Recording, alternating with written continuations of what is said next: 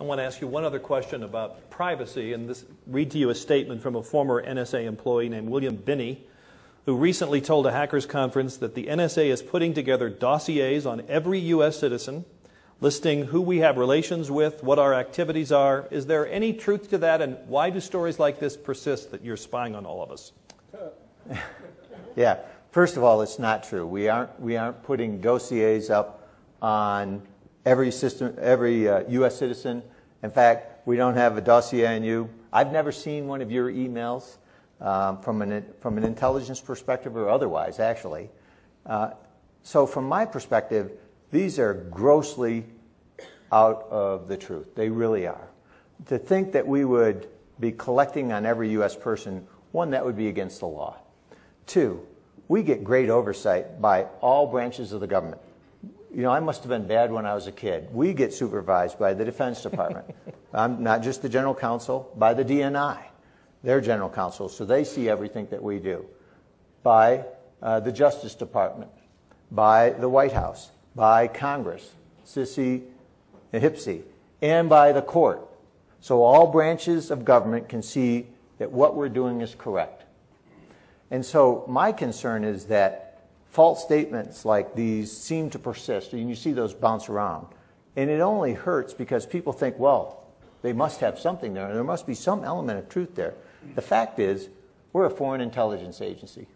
So if you look at some of these statements that have gone in, for example, the 702 FISA stuff, this allows us to use and leverage our infrastructure to go after foreign bad guys like terrorists and other things.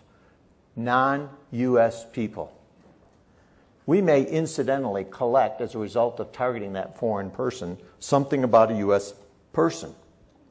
Working with the Attorney General and others, we have what we call minimization procedures. Every time we do that, we have to ensure to everybody that we've done this right, and this is an auditable capability. And from my perspective, when you walk all the way through this, the reality is Congress knows we're not doing that. All branches of our government see that we're not doing it, and all of them can audit it. So from my perspective, it's, you know, I would add that to Bill McRaven's. Not only should we stop leaks, but we should stop reporting this is clearly not right. Should try and treat this like a sort of terrorist operation with an aeroplane. Allegorically speaking, we've got a 747 over London full of fuel and 450 people on board and a pile of terrorists.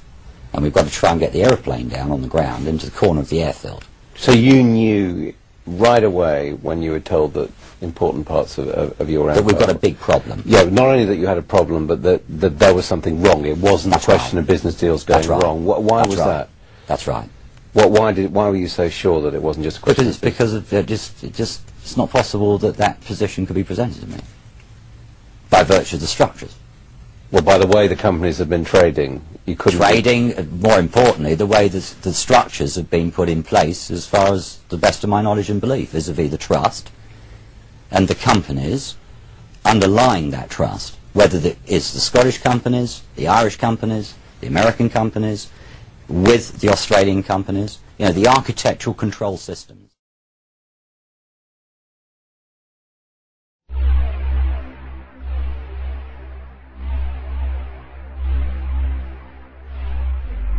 I can feel the adrenaline sort of pumping through when I think back to some of the things that I, many others, were required to do.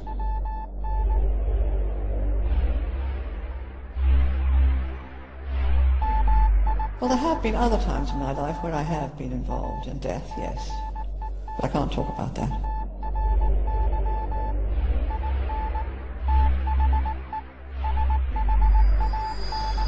Ici, Londres. Les Français parlent aux Français. All the diplomats are spies. All of them.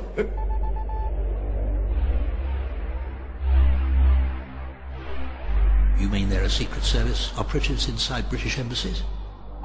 Well, he said, before you do anything, will you please sign the Official Secrets Act? So he produced a piece of paper and I signed it. He said, well, I can now tell you that you have joined His Majesty's Secret Service.